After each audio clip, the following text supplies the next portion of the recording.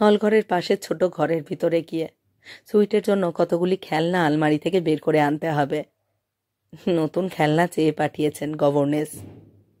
ঘরের ভিতরে ঢুকতে গিয়ে থমকে দাঁড়ায় মৃগেন। ঘরের ভিতর কথা বলছে মিতা, আর একটি লোকও কথা বলছে। পর্দার ফাঁকে উঁকি দিয়ে দেখতে পায় মৃগেন ঘরের মাঝখানে দাঁড়িয়ে আছে ড্রাইভার নরেশ। মিতা বলছে, আমি কিন্তু আজ একাই বেড়াতে যাব নরেশ, শুধু আমি যাব। এই কথা বলবার জন্যই তোমাকে ডেকেছি। নরেশ বলে, যে আগে ম্যাডাম। মিতার গলার স্বর যেন একটা নতুন স্বর্গের দিকে তাকিয়ে হঠাৎ লুব্ধ হয়ে ছলছল করে। আমি কিন্তু তোমার পাশেই বসবো, আমি তোমার পাশেই বসবো নরেশ। নরেশের দু চোখে একটা অসহায় বিস্ময় যেন দুরু দুরু করে কাঁপতে থাকে। সুখ কি? কিসে সংসার সুখী হয়? শুধু কি অর্থ, শুধু কি শিক্ষা, শুধু কি প্রতিপত্তি, শুধু কি নিয়মের ছন্দে বাঁধা জীবনই সুখী হতে পারে? মৃগেন আর মিতার জীবন কি সুখী ছিল? সুখী ছিল তাদের সংসার? তবে নরেশ আর সুধা? ভারী সুন্দর একটি গল্প, অসাধারণ একটি গল্প, সুবোধ ঘোষের লেখা গল্প মনোলোভা। নমস্কার, আমি মৌমিতা। আমার কবিতা পাঠ চ্যানেলে সকল শ্রোতা বন্ধু এবং দর্শক বন্ধুকে আন্তরিক শুভকামনা জানিয়ে আজকের গল্প পাঠ শুরু করছি। আজ আমি আপনাদেরকে পড়ে শোনাব সুবোধ ঘোষের লেখা একটি অসাধারণ সুন্দর গল্প। গল্পের নাম মনোলোভা। শুনতে থাকুন আজকের গল্প মনোলোভা।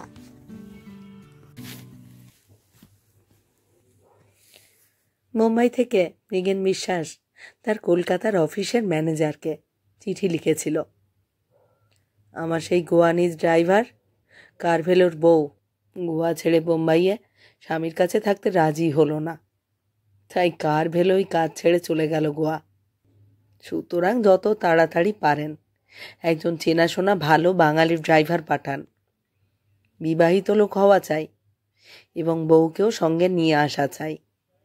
তা না হলে বিয়ে করবার জন্য কিংবা বউয়ের কাছে যাবার জন্য কাজ ছেড়ে দিয়ে চলে যাবে। ম্যানেজারও উত্তর দিয়েছে এবং সেই উত্তরই মৃগেন বিশ্বাস তার স্ত্রী মিতা বিশ্বাসকে পড়ে শোনায়। আগে ভালো ড্রাইভার পাঠাচ্ছি, সপরিবারে বোম্বাই গিয়ে থাকতে রাজি হয়েছে। পরিবার বলতে নিজের স্ত্রী আর একটি বাচ্চা ছেলে। ড্রাইভার নরেশকে আমি ভালো করেই চিনি, আর তাছাড়া আপনার দেশ অনন্তপুর হলো নরেশেরও দেশ। নরেশ বললে, আপনাদের কুটুম্ব শিবদাসবাবুদের সঙ্গে ওদেরও একটা কি কুটুম্বিতা সম্পর্ক আছে। এর চেয়ে বেশি চেনাশোনার লোক আর কি হতে পারে? অচেনা ও অজানা লোককে রাখলে চুরি টুরির ভয় থাকে। কে জানে কখন কি নিয়ে সরে পড়বে। তারপর পুলিশও চেষ্টা করে চোরের কোনো ঠিকানা খুঁজে পাবে না। এই রকমই একটা কাণ্ড এই তো সেদিন হয়েছে। মিস্টার মেটার ড্রাইভার মিসেস মেটার জুয়েলারির একটা বাক্স নিয়ে উধাও হয়ে গিয়েছে। তাই মৃগেন বিশ্বাসও একটু সাবধানে থাকতে চায়। ভালো ড্রাইভার চাই, অর্থাৎ যেন চোর না হয় আর যেন চেনাশোনা হয়, যাতে চুরি করে চলে গেল অন্তত একটা ঠিকানা ধরে খোঁজ করা সম্ভব হতে পারে। মৃগেন বিশ্বাস খুশি হয়ে বলে, এই লোক চোর হবে না বলেই মনে হচ্ছে, কি বলো? মিতা বিশ্বাস বলে, হ্যাঁ, আমারও তাই মনে হয়। চিঠি পড়া শেষ হবার পর খুব বেশি সময় পার হয়নি, তখন পশ্চিমের সূর্য প্রায় আরব সাগরের জল ছুঁয়ে ফেলেছে, আর আকাশে সিঁদুর রাঙানো ছবি বুকে নিয়ে দিগন্তের কোলে জল কাঁপছে থরথর করে। মৃগেন আর মিতা সারা দিনের মধ্যে মাত্র একবার ঠিক এই সময়টাতে তাদের এই বিরাট শৌখিন ভবনের অন্তর্লোক থেকে বের হয়ে থাকে। ওদিকে গেলে মেরিন লাইন পর্যন্ত, আর এদিকে গেলে মহালক্ষ্মী কিংবা বড়জোর জুহু পর্যন্ত ঘুরে আসে দুজনে। কিন্তু এই কদিনের মতো আজও এখনো শুধু পশ্চিমের লাল আকাশ আর লাল জলের দিকে তাকিয়েই বসে থাকতে হচ্ছে। গ্যারাজের ভিতরে অলস হয়ে পড়ে রয়েছে জার্মান লিমুসিন। ড্রাইভার নেই। বেড়াতে যাবার আনন্দটা যেন পা ভেঙে আর স্তব্ধ হয়ে পড়ে আছে। মিতা বিশ্বাস বলে, ড্রাইভারটাও তাহলে আমাদেরই মতো, তাই না? রিঙ্গেন বলে, তার মানে? মিতা বলে, হ্যাঁ, ওরাও শুধু স্বামী স্ত্রী আর একটা বাচ্চা। রিঙ্গেন হাসে, তাই বলো? আমি ভাবলুম ড্রাইভারটারও বোধ হয় মালাবার হিলে বাড়ি টাড়ি আছে। রিগেনের এক চোখের উপর ভুরুতে একটা হাসির আভাস শিউরে ওঠে, আর মিতার দু ঠোঁটের এক কোণের পাতলা একটা হাসি একটু কুঞ্চিত হয়। রিগেন বিশ্বাস আর মিতা বিশ্বাস যেমন এখানে বারান্দায় চেয়ারের কাছে, তেমনি ওখানে লনের উপরে 3 বছর বয়সের সুইট আয়ার হাত ধরে স্তব্ধ হয়ে দাঁড়িয়ে আছে। ড্রাইভারের অভাবে বাইরের পৃথিবীর জনতার মুখ দেখবার আর কলরব শোনবার সুযোগ পাচ্ছে না ছেলেটাও। ছেলেটার নাম সুইট, কারণ ছেলেটা জন্মেছিল সুইজারল্যান্ডে। মৃগেন আর মিতা দুজনেই সেই সময় লন্ডনে থাকতে সাহস পায়নি। মিতার সেই অবস্থায় লন্ডনের বাতাসকেও বিশ্বাস করতে পারেনি মৃগেন, এবং মিতাও। সুইজারল্যান্ডই সবচেয়ে ভালো জল বাতাস ওখানকার। ওখানে থাকলে মিতার প্রথম বেবির স্বাস্থ্য সম্বন্ধে নিশ্চিন্ত হওয়া যায়। তাই সুইটের জন্মলাভের আগে 3টে মাস এবং পরের 6টা মাস সুইজারল্যান্ডের এক হোমে কাটিয়ে তারপরে লন্ডনে গিয়েছিল বিশ্বাস পরিবার। তারপর আরও 1 বছর পর মালাবার হিলের এই বাড়ির মধ্যে পারিবারিক জীবনযাপন করছে মৃগেন। টাকা, অগাধ টাকা, শিক্ষা, অনেক শিক্ষা, রুচি, অত্যন্ত উন্নত রুচি। যেমন মৃগেন বিশ্বাসের জীবনে, তেমনি মালাবার হিলের বাড়ির রূপের মধ্যেও এক অদ্ভুত পারিপাট্য সুন্দর করে সাজানো রয়েছে। ধবধুরস্ত ধবধবে একটা চাদরের ভাঁজ করা পারিপাট্য নয়, বৈচিত্র্যের নানা রঙে রঙিন, নানা রূপে বিচিত্র। কিন্তু সবই যেন একটা কঠিন ছন্দে বাঁধা। এক বিন্দু এদিক ওদিক হয় না, যেমন এই বাড়ির, তেমনি মৃগেন ও মিতার এই জীবনে নিয়মিত বিচিত্রতা। লনে চারিদিক ঘিরে রয়েছে কতগুলি শৌখিন ঝোপ, সবুজ পাতায় ঠাসা। কিন্তু সন্ধ্যার প্রথম অন্ধকারের আবছায়াতে দেখায় যেন কতগুলি ভালুক, জিরাফ, হরিণ ও অস্ট্রিচ দাঁড়িয়ে আছে। এক একটা জন্তুর আকারে এক একটা ঝোপকে ছেঁটে কেটে রূপ দেওয়া হয়েছে। বড় জীবন্ত মনে হয় এই সব সুন্দর কৃত্রিমতাগুলিকে। বাড়ির ভিতরটাই বা কম কি। হলঘরে সারি সারি অরিনুভোবাস্ট একটা কৌচের পাশে দাঁড়িয়ে 2 মিনিট পর পর হাই তুলছে একটা পাপিয়ে মাসের বাঘ। এটাকে ইটালি থেকে আনা হয়েছে। ঠিক দরজার কাছেই একটা উলে শিম্পাঞ্জি সব সময় থরথর করে গায়ে রোঁয়া কাঁপাচ্ছে। হলঘরে ঢুকতেই প্রথমে চোখে পড়বে চোখ পিটপিট করে হাসছে মেহগনির এক নিগ্র। ওটা হলো একটা ঘড়ি। ওর চোখের দিকে তাকালেই দেখতে পাওয়া যায় কটা বেজেছে। বড় সুন্দর ও সজীব একটি কৃত্রিমতা। হলঘরটায় মৃগেন বিশ্বাসের ঐশ্বর্যের হিসাব আর সুরুচির রূপ দেখিয়ে দেয় আরো স্পষ্ট করে। ঘরের দেওয়ালগুলির উপরের দিকটা নানা লতা পাতা বা ফুলের রিলিফ, যেন পৃথিবীর যত লতায়িত ভঙ্গি আর হাত ফোটা রূপের প্রলেপ মাখিয়ে রাখা হয়েছে। দেওয়ালের নিচের দিকটায় পিয়েট্রা ডুরার কাজ। করিডোরের শেষ প্রান্তে গিয়ে মোজাইক যেখানে শেষ হয়েছে সেখানে আছে কয়েক সারি টবের উপরে একেবারে পূর্ণ বিকশিত ক্রিসেন্থেমাম। এগুলি হলো প্লাস্টিকের কাজ। তারপরে মাটির উপর কয়েকটি শিশু বৃক্ষ, গায়ে ক্যানভাসের জ্যাকেট। অনেক যত্নে পরদেশি এই কয়েকটি উদ্ভিদ শিশুকে বাঁচিয়ে রেখেছে মৃগেন বিশ্বাসের সুদক্ষ মালি। মালাবার হিলের এই বাড়ির মতোই সুন্দর হয়ে সেজে রয়েছে মৃগেন বিশ্বাস আর মিতা বিশ্বাসের জীবন। সকাল ঠিক 8টার সময় একবার ড্রয়িং রুমের ভিতরে মৃগেন বিশ্বাস ঠিক দেখতে পায় মিতা বিশ্বাসকে।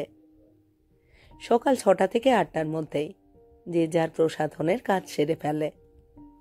ঠিক 9টা পর্যন্ত মিতার হাতে হাত রেখে বসে থাকে মৃগেন। মিতা ঠিক দুবার হাসে। মৃগেন যখন বলে, ভালো ঘুম হয়েছিল তো মিতা, তখন একবার, আর একবার ঠিক 9টার সময় চেয়ার ছেড়ে যখন উঠে দাঁড়ায় মৃগেন, তখন মিতার মুখে ঝিক করে হাসি ফুটে ওঠে। মিতা বলে, তোমার ঘুম হয়েছিল তো। ঠিক এই সময়ই বারান্দার উপরে এসে দুজনে দাঁড়ায় এবং আয়ার হাত থেকে সুইটও ঠিক 9টার সময় বাপ মার কাছে এসে দাঁড়ায়। একবার মৃগেন আর একবার মিতা সুইটকে চুমো খায়। 8 ঘন্টা থাকে সুইট। 9:30 বাজলেই সুইটকে নিয়ে চলে যায় আয়া। সুইটের জন্য এক গভর্নেস আছে। তার সঙ্গে মৃগেন ও মিতার দেখা হয় ঠিক 10টার সময়, যখন দুজনে করিডোরের প্রান্তে এসে প্লাস্টিকের ক্রিসেন্থেমামের কাছে দাঁড়ায়। গভর্নেসের হাত থেকে একটা কাগজ নিয়ে স্বামী স্ত্রী উভয়ই একসঙ্গে পড়ে। এটা হলো সুইটের প্রাথমিক স্বাস্থ্যের চার্ট। সুইটের 4 বেলার টেম্পারেচার এবং 2 বেলার ওজনের হিসাব লেখা আছে চার্টে। তারপর সারাদিনের মধ্যে মৃগেন ও মিতার আর একবার দেখা হয় ঠিক বিকাল 5টায়। সন্ধ্যা 7টার আগে বেরিয়ে আসবার পালা শেষ হয়। তারপর একবার খাবার টেবিলে। তারপর আর দুজনের দেখা হয় না, যতক্ষণ না আবার সকাল 8টা দেখা দেয়। সপ্তাহের মধ্যে মাত্র একটি দিন, শুধু শনিবারের রাত্রিটাই হলো তার ব্যতিক্রম। অন্য সব দিনের তুলনায় এই দিনটিতেই সন্ধ্যায় সবচেয়ে বেশি সুন্দর করে সাজে মিতা, মৃগেনও। রাত্রি 8টায় খাবার টেবিলের পালা শেষ হওয়ার পরেও রাত্রি 10টা পর্যন্ত কখনো বা মিতার ঘরে এবং কখনো মৃগেনের ঘরে প্রকাণ্ড মিররখানা দুজনকেই একসঙ্গে দেখতে পায়। কিন্তু রাত 10টার পর আর নয়।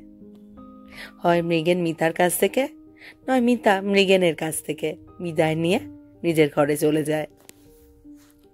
কথাতে, হাসিতে ও চোখের দৃষ্টিতে কখনোই ছন্দপতন হয় না। অ্যাপোলো বন্দরে এসে ড্রাইভার যখন গাড়ি থামায়, তখন দূরের এলিফ্যান্টা পাহাড়ের গায়ে বাতি দেখা যায়। তবু 1 মিনিট মিতার মুখের দিকে মুগ্ধ হয়ে তাকিয়ে থাকে মৃগেন। মিতাও ঠিক 1 মিনিট ধরে ভুরু বাঁকা করে আর মিছিমিছি রাগ করে হাসে। জুহুতে পৌঁছানো মাত্রই নিকটের নারকেল আর তালের শাড়ির দিকে একবার তাকায় মিতা। তারপরে মৃগেনের হাতের উপর নিজের হাতটাকে যেন তার সুখী ভালোবাসার আলস্যের ভারের মতো 1 মিনিট চেপে রাখে। আর 1 মিনিট পরেই হেসে মিতার দিকে একবার তাকায় মৃগেন। মৃগেন ও মিতার জীবনের ভালোবাসার রূপ এই রকমই নিয়মের ছন্দে বাঁধা, কখনোই এলোমেলো হয়ে যায় না, বরং দুজনেই সবসময় সতর্ক থাকে, যেন কখনো কোনো অন্যমনস্কতার ভুলেও এলোমেলো না হয়ে যায়। যদি হয় তবে সেটা বড়ই লজ্জার ব্যাপার হয়ে ওঠে। এক সন্ধ্যায় লনের উপরে একটা শুকনো পাতা শিরশির করে মিতার পায়ের কাছে লেগেছিল। সঙ্গে সঙ্গে চেঁচিয়ে আর ভয়ে শিউরে উঠে একটা লাফ দিয়ে সরে গিয়েছিল মিতা। মিতার নেট জড়ানো চুলের স্তবকটাও খুলে এলোমেলো হয়ে গিয়েছিল।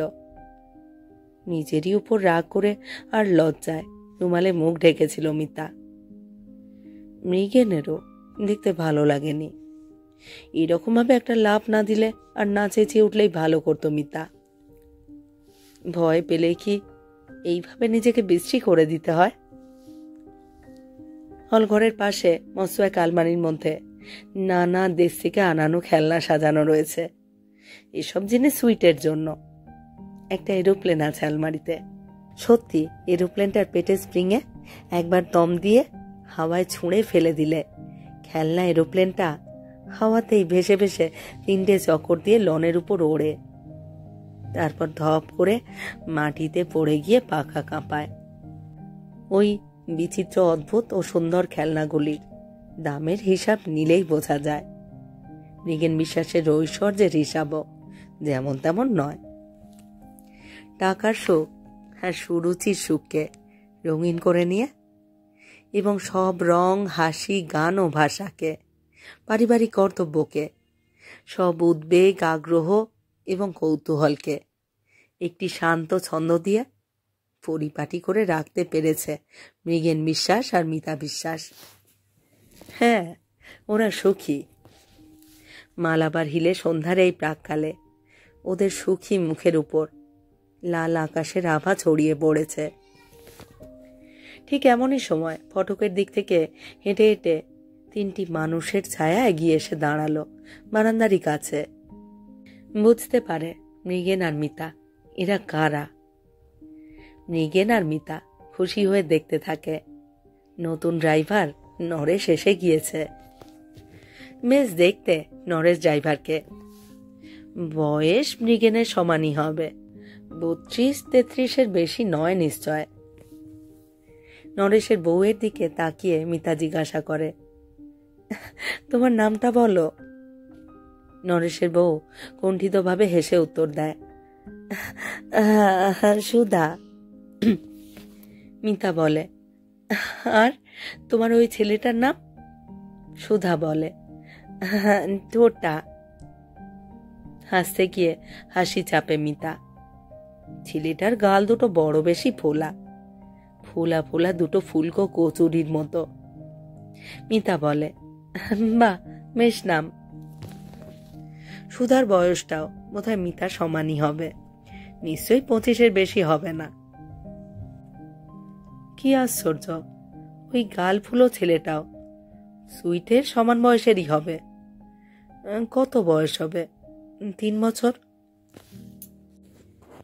নরেশ, সুধা আর টোটা বাইরের পৃথিবী থেকে যেন একটা নিঃস্বতার সংসার কাজ খুঁজতে এসে দাঁড়িয়ে রয়েছে মালাবার হিলের এই বিচিত্র ঐশ্বর্যের আর পরিপাটি করে সাজানো সুখী জীবনের তৃপ্তির সম্মুখে। ছোট একটা টিনের বাক্স আর একটা বিছানার বান্ডিল দু কাঁধের উপর হাত দিয়ে চেপে দাঁড়িয়ে রয়েছে নরেশ ড্রাইভার। সুধার হাতে ছোট একটা ঝোলা, কে জানে ওর মধ্যে কি ঐশ্বর্য আছে। গাল ফুলো টোটার একটা হাত শক্ত করে ধরে রয়েছে সুধা। একটু বিস্মিত হয়ে দেখতে থাকে মৃগেন আর মিতা। ওই বাক্সটা বাক্সই নয়, আর ওই বিছানাটাকে বিছানা বলে মনে হয় না। শুধু দুটো খেতে পেলেই এদের জীবন চলে যায়। মৃগেন দেখে খুশি হয়, নরেশের স্বাস্থ্যটা ভালোই, খাটতে পারবে ভালোই। মিতা তাকিয়ে দেখতে থাকে সুধাকে। বেশ দিব্যি ছিপছিপে চেহারাটি, বারবার মাথার কাপড়ে হাত দেয় আর হাসে।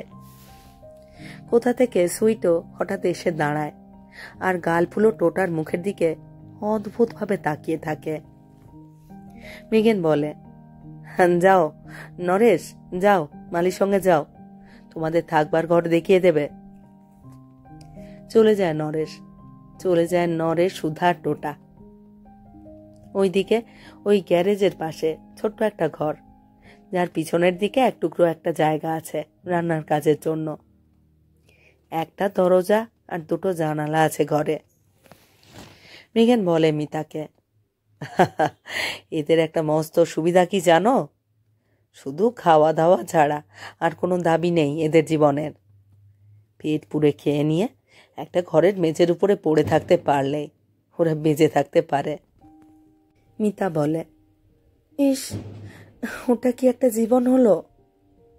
মৃগেন হাসে, এক্সকিউজ মি, ঠিকই বলেছ, ওটা ঠিক জীবন নয়। পৃথিবীতে নিঃস্ব ও গরিব মানুষগুলির জন্য একটু দুঃখ জাগে মৃগেনের মনে। মিতাও একটু ভাবে, সত্যি কিছু নেই, তবু ওরা স্বামী স্ত্রী হয়ে আর সঙ্গে একটা ছেলে নিয়ে দিন তো কাটিয়ে দেয়। মিতা হাসে, বুঝতে পারি না কি করে। মৃগেন বলে, কি? মিতা রুমাল চেপে দিয়ে হাসিটাকে আরো নিবিড় করে লুকিয়ে ফেলতে থাকে। বুঝতে পারি না, ওদের চোখ মুখ মন কি নিয়ে যে থাকে কে জানে। মৃগেন হাসে, ওসব বালাই বিশেষ কিছু নেই ওদের, ওরা বড় সাধাসিধে মানুষ। মিতা বলে, কিন্তু ওরা কিন্তু আমাদেরই মতো, তাই না? মৃগেন বলে, তার মানে? মিতা বলে, মারে বয়সে বয়সে তো বুড়ো বুড়ি নয় ওরা। হ্যাঁ, ওই বয়সটুকুই আছে, কিন্তু তার বেশি কিছু নয়। মৃগেন আর মিতা দুজনে কিছুক্ষণ চুপ করে বসে থাকে। বোধহয় একটু দুঃখিত হয়ে ভাবতে থাকে, বাস্তবিকই বেচারাদের জীবনে অন্য কোনো সুখের বোধ নেই, শুধু খেতে পেলেই সুখী হয়। কি আশ্চর্য। মৃগেন হঠাৎ বলে, জাগে যা, সেসব কথা নিয়ে আমাদের চিন্তা করবার দরকার নেই। কিন্তু একটি কথা চিন্তা করতে হচ্ছে। মিতা উৎসুকভাবে তাকায়। মৃগেন বলে, আসলে কি জানো, লোকটা বড় বেশি গরিব বলেই আমার মনটা খারাপ হয়ে গেল। কেন বলো তো? বেশি অভাবের লোকেরাই তো চুরি করে। মিতা বলে, হ্যাঁ ঠিক, ওই মেয়েটার দিকে তাকিয়েও আমারও এই একই ভয় হচ্ছিল। হাতে শুধু এক গাছা কাচের চুড়ি, কিন্তু কখন যে সোনার চুড়ি পরবার লোভে পেয়ে বসবে ঠিক নেই, কোনো ঠিক নেই। তখন চুরি টুরি করা ছাড়া। মৃগেন অপেক্ষা করে বলে, কি আর করা যাবে বলো?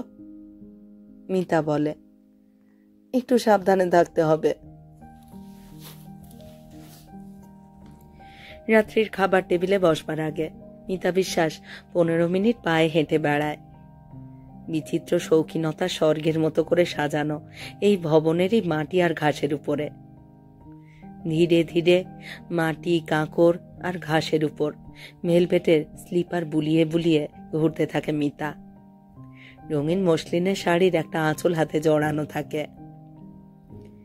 হঠাৎই ড্রাইভারের ঘরের জানালার দিকে চোখ পড়তেই থমকে দাঁড়িয়ে পড়ে মিতা বিশ্বাস।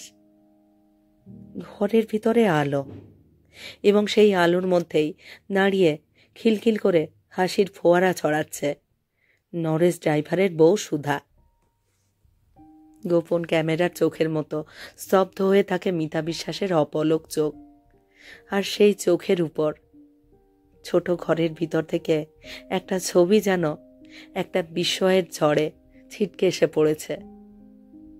দেখতে পায় মিতা বিশ্বাস সুধার একটা হাতকে এক হাত দিয়ে মোচড়ে নিয়ে ধরে রেখেছে নরেশ।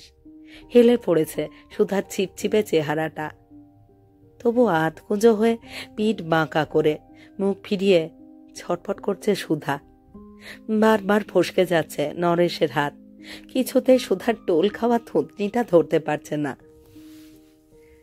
চোখ বড় বড় করে রুকুটি করে আর দাঁতে দাঁত চিবিয়ে নরেশ বলছে, তোমার সব দুষ্টুমি আজ আমি এক কামড়ে খেয়েই ফেলবো। সুধার গলা থেকে খিলখিল করে হাসির ফোয়ারা আবার ছুটতে থাকে। না না না, কিছুতেই না, কখনো না। কিন্তু ক্লান্ত হয়ে পড়েছে সুধা। শাড়ির আঁচল এলোমেলো হয়ে লুটিয়ে পড়েছে মাটিতে। বিনুনিটা ভেঙে চুরমার হয়ে গিয়েছে। কিন্তু নরেশের দু চোখে তখনও কি প্রসন্ন হয়ে জলজল করছে নকল রাগ।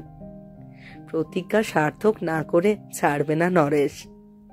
নরেশের হাতটা হঠাৎ একটা পাক দিয়ে জড়িয়ে ধরে ফেলে ছিপছিপে সুধার গলাটাকে। তারপর সুধার চোখের কাছে এগিয়ে যেতে থাকে নরেশের নকল রাগের চোখ। কি অদ্ভুত একটা দীপ্তি, চকিত বিদ্যুতের হাসির মতো ঝকঝক করে হেসে ওঠে নরেশের চোখে। রঙিন হয়ে উঠেছে নরেশের সুন্দর মুখটা। সুধার দু ঠোঁটের উপর যেন হঠাৎ মিষ্টি হয়ে ঝাঁপিয়ে পড়ে নরেশের ঠোঁট চাপা প্রতিজ্ঞা। খিলখিল হাসির ফোয়ারা ধীরে ধীরে যেন ঘুমিয়ে পড়ে আর শব্দহীন হয়ে যায়। শুধু দেখা যায় নরেশের চোখ দুটো। সুন্দর একটা ঝড়ের পিপাসাকে বুকে টেনে নিয়ে শান্ত করছে নরেশ। কি প্রখর এক তৃপ্তি ছটফট করছে নরেশের চোখে।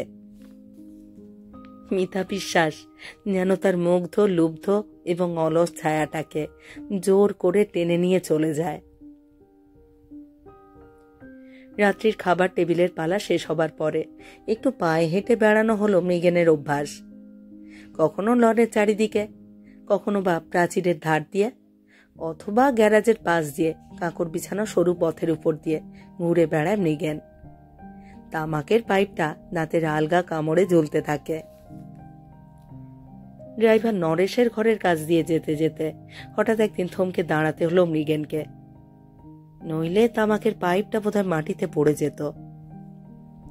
নরেশের ঘরে জানালা দিয়ে দেখতে পাওয়া যায় একটা দৃশ্য, আর শুনতে পাওয়া যায় সেই দৃশ্যের ভাষা।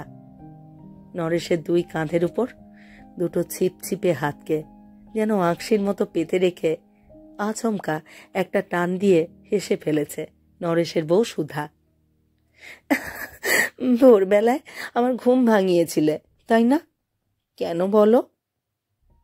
নরেশ বলে, বেশ করেছি। আমিও প্রতিশোধ নেব। কি? আমিও তোমাকে আজ সারা রাত ঘুমোতে দেব না। সাধ্যি কি তোমার? এই আমি ঘুমিয়ে পড়লাম বলে। ওমা! নরেশ সত্যি চোখ বন্ধ করে, কিন্তু সেই একটা তুচ্ছ কৃত্রিমতাকে সহ্য করতে না পেরে কি অদ্ভুত রঙিন হয়ে ওঠে সুধা। মরিয়া হয়ে নরেশের পিঠে চিমটি কাটে সুধা, নাকের উপর একটা টোকা দিয়ে সরে পড়ে। আবার তখনই ফিরে এসে আঁচলের কোণ পাকিয়ে নরেশের কানে শ্বশুরি দেয়। নরেশ ছটফট করে, কিন্তু নরেশের নকল ঘুম ভাঙে না। কোমরে আঁচল জড়ায় সুধা। তারপর সেই দুই ছিপছিপে হাতে নরেশের গলা জড়িয়ে ধরে।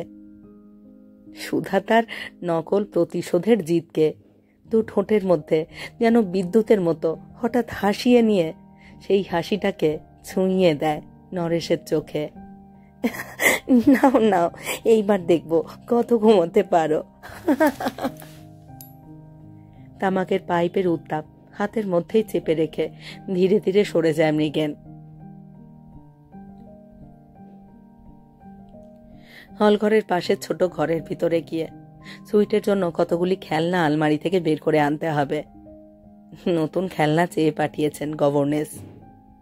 ঘরের ভিতরে ঢুকতে গিয়ে থমকে দাঁড়ায় মৃগেন। ঘরের ভিতর কথা বলছে মিতা, আর একটি লোকও কথা বলছে। পর্দার ফাঁকে উঁকি দিয়ে দেখতে পায় মৃগেন ঘরের মাঝখানে দাঁড়িয়ে আছে ড্রাইভার নরেশ। মিতা বলছে, আমি কিন্তু আজ একাই বেড়াতে যাব নরেশ, শুধু আমি যাব। এই কথা বলবার জন্যই তোমাকে ডেকেছি। নরেশ বলে, যে আগে ম্যাডাম। মিতার গলার স্বর যেন একটা নতুন স্বর্গের দিকে তাকিয়ে হঠাৎ লুব্ধ হয়ে ছলছল করে। আমি কিন্তু তোমার পাশেই বসবো। আমি তোমার পাশেই বসবো নরেশ। নরেশের দু চোখে একটা অসহায় বিস্ময় যেন দুরু দুরু করে কাঁপতে থাকে। পর্দার আড়াল থেকে চকিতে সরে যায় মৃগেন। গলার রঙিন টাই যেন একটা প্রচন্ড গ্রন্থি হয়ে মৃগেনের দম বন্ধ করে দিতে চাইছে। কিন্তু মালাবার হিলের এই সাজানো স্বর্গের মতো ভবনের রঙিনতার মধ্যে নীরবে লুকিয়ে পড়ে থাকে মৃগেন বিশ্বাসের গলার কাছে সেই আহত নিঃশ্বাসের কঠিন গ্রন্থিটা। মিতা বিশ্বাসের হাসি ভরা চোখ কোনো ভঙ্গি নিয়ে তাকিয়েও বুঝতে পারে না।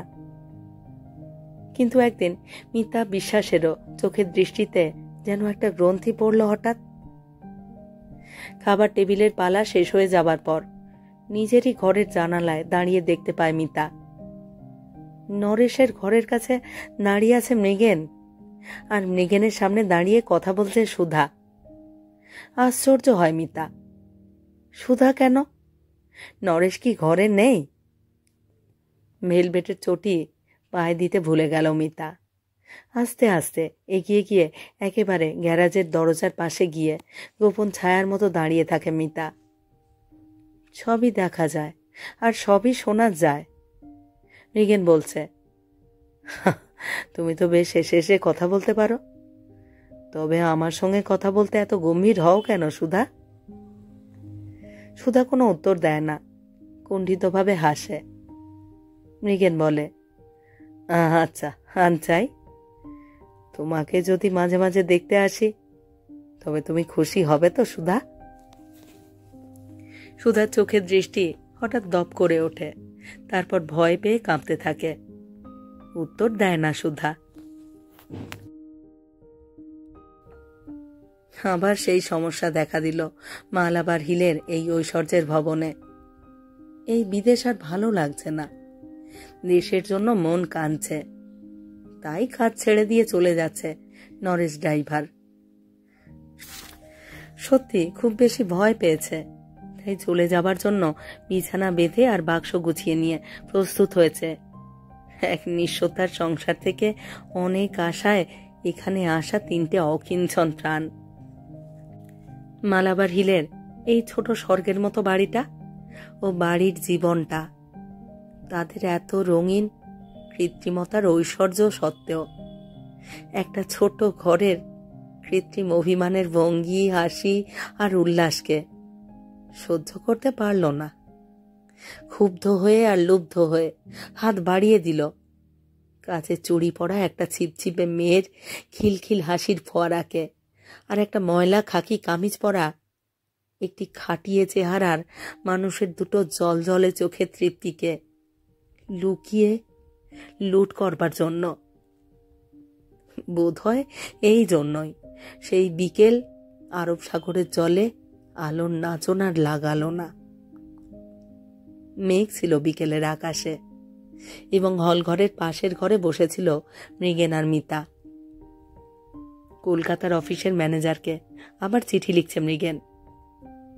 নতুন ড্রাইভার পাঠান, ভালো ড্রাইভার, যেন চোর না হয়। চোর? ঘরের নিস্তব্ধতাই যেন হঠাৎ কৌতুকে চেঁচিয়ে উঠেছে। চমকে ওঠে মৃগেন আর মিতা।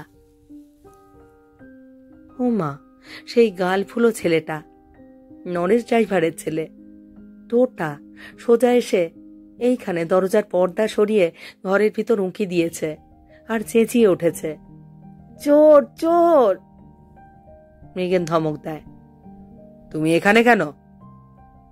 গাল ফুলো ছেলেটা ঘোঁত করে হাঁপাতে হাঁপাতে বলে, আমার পুতুল চুরি করেছে তো, আমার পুতুল চুরি করেছে। মিতা ভ্রুকুটি করে, কে কে চুরি করেছে? টোটা বলে, সুইট সুইট চুরি করেছে। আলমারি ভরা খেলনা আছে যার এরোপ্লেন স্প্রিংয়ে দম পেলেই লনের উপর বাতাসে 3টে চক্কর দেয়, সে কিনা চুরি করবে নরেশ ড্রাইভারের ওই গালফুলো ছেলেটার একটা নোংরা পুতুল। এইটুকু ছেলেটা কত বড় মিথ্যুক। টোটা হঠাৎ উল্লাসে চেঁচিয়ে ওঠে, ওই যে চোর। সত্যি গালফুলো ছেলেটা দেখতে পেয়েছে, আর সঙ্গে সঙ্গে মৃগেন আর মিতাও দেখতে পায়। হ্যাঁ, আলমারির পিছনে লুকিয়ে রয়েছে সুইট। সুইটের একটা হাতও দেখতে পাওয়া যায়। মৃগেন ডাকে, সুইট সুইট। সুইট আলমারির আড়াল থেকে বের হয়ে আসে। সঙ্গে সঙ্গে চমকে ওঠে মিতা, চমকে ওঠে মৃগেনের চোখ।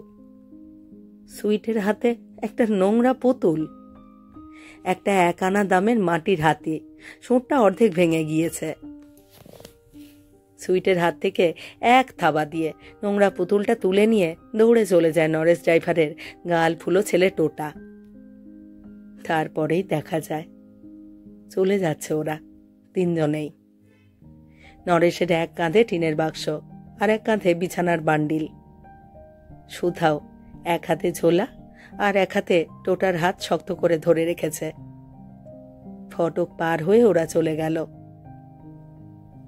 হাঁপ ছেড়ে মিতার দিকে তাকায় মৃগেন, মুখে রুমাল বুলিয়ে মৃগেনের দিকে তাকায় মিতা।